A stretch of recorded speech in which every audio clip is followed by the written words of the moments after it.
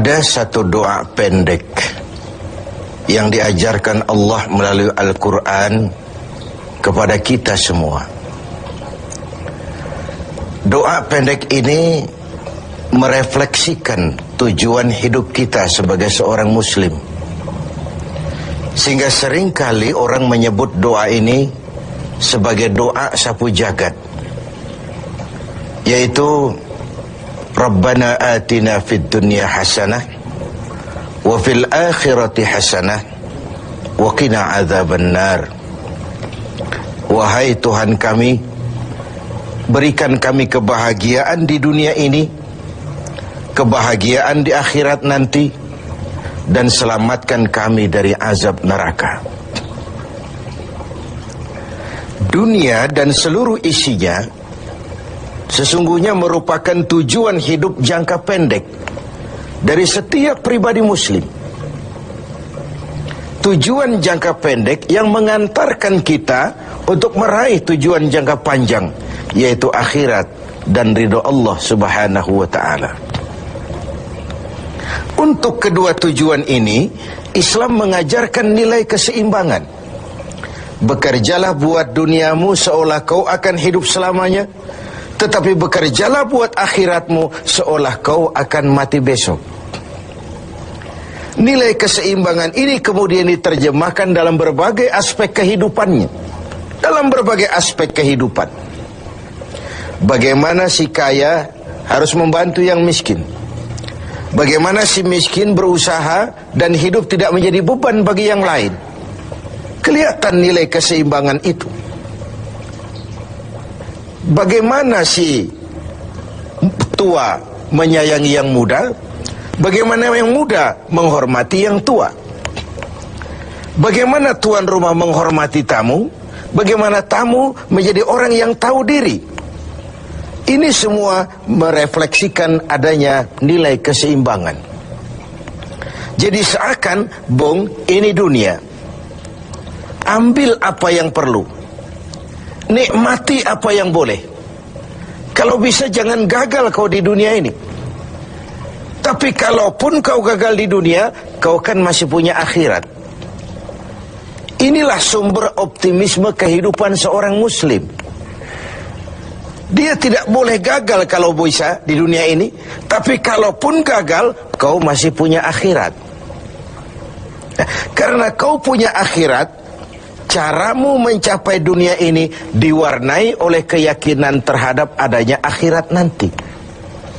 Ini yang menyebabkan seorang muslim berbeda dengan yang lain, dan dia tidak terjebak menghalalkan sebuah cara untuk mencapai satu tujuan.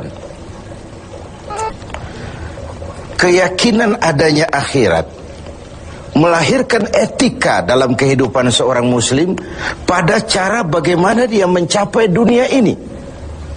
Dia tidak terjebak menghalalkan cara.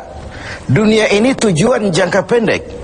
Ambil apa yang perlu, nikmati apa yang boleh, tapi jangan membuat cacat akhiratmu karenanya. Inilah yang membedakan kita dengan yang lain. Iya sih, saya kepengen kaya, tapi kalau korupsi, akhirat saya bagaimana nanti? Iyalah, saya kepengen naik pangkat, tinggi jabatan, tapi kalau fitnah orang, hantam kiri sikat kanan, teman jadi lawan, lawan pun jadi teman, akhirat saya bagaimana nanti? Ini melahirkan etika pada tata cara mencapai kehidupan dunia. Tidak terjebak menghalalkan segala cara untuk mencapai sebuah tujuan. Karena apa? Tidak satu perbuatan dunia yang bagaimanapun kecilnya yang tidak akan berakibat akhirat. Raih duniamu, ambil apa yang perlu, nikmati apa yang boleh, tapi pada sisi lain jaga jangan sampai dia membuat cacat di akhirat nanti. Nah, seorang muslim yang baik tentu yang pandai meraih dua tujuan ini, mencapai fid dunya hasanah wa fil akhirati hasanah. Sementara Rasul pernah mengajarkan, bukan orang yang terbaik dari kamu orang yang hanya mengejar dunia dengan menyia-nyiakan akhiratnya. Seperti juga bukan orang yang terbaik yang mengutamakan akhirat dengan menyia-nyiakan dunianya. Tapi orang yang terbaik man jama'akuma, orang yang pandai mengkombin antara keperluan dunia dan kepentingan akhirat nanti. Nah, untuk mencapai tujuan ini, tujuan dunia sebagai tujuan jangka pendek bisa dicapai dengan ilmu, dengan sains, dengan pengalaman, dengan nasib. Makin banyak ilmu, makin mudah meraih dunia. Makin syarat kita dengan pengalaman, makin mudah meraih dunia. Atau karena faktor nasib, lalu kita bisa meraih dunia.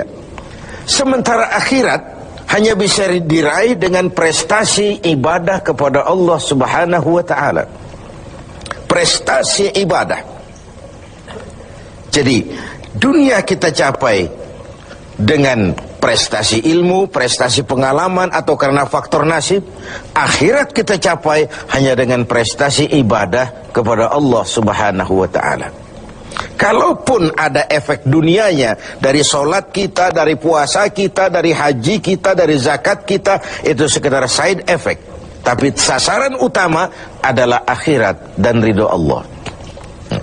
Untuk mencapai dua tujuan ini, Allah memberikan alat untuk